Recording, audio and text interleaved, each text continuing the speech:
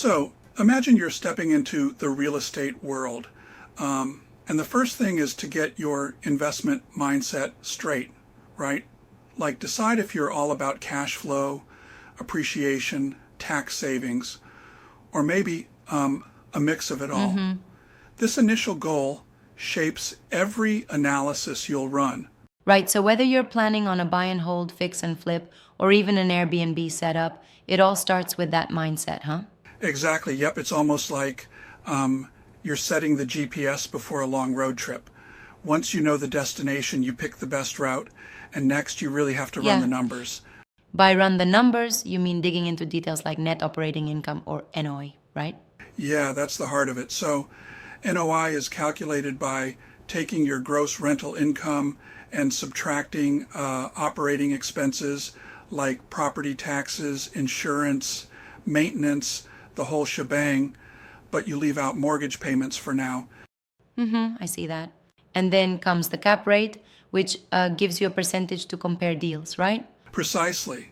Cap rate, it's like saying, hey, this deal may offer higher returns, but might also be riskier. But there's more, cash on cash return, where you look at how much cash you Yes, earn totally. relative to your cash invested. I remember they even suggest using IRR and NPV, especially for multi-year projections, to see the blended rate of return. That's some serious number crunching. Absolutely. It's like your long-term roadmap for returns.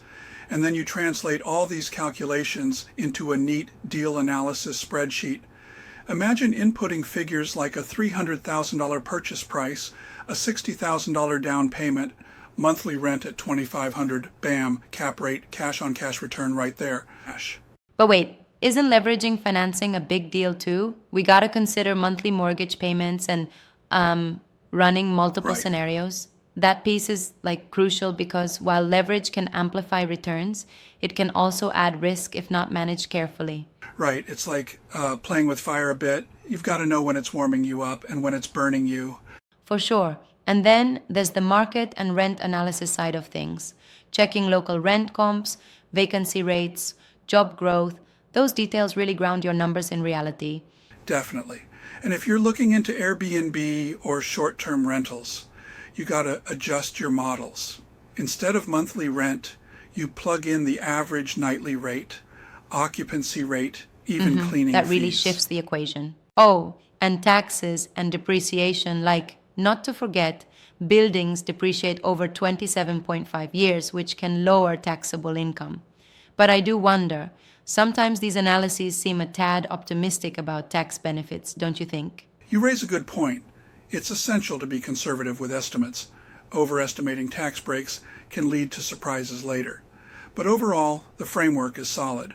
And then, for partnerships or syndications, it's about setting clear roles, profit splits, even utilizing waterfall models for complex deals.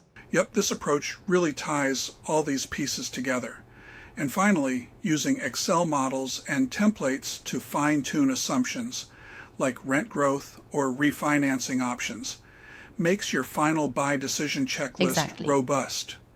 That checklist tells you if your numbers hit your targeted returns, so there's no fuzzy guessing. Wow, so essentially it's a comprehensive step-by-step guide to real estate investing, mixing qualitative mindset with hard quantitative measures. Spot on. It's a toolkit for making calculated, informed decisions. And while there's no magic bullet, following these steps can really set you up for success in the unpredictable real estate world. That's really enlightening. Truly like mapping out a treasure hunt where the treasure is financial freedom, huh?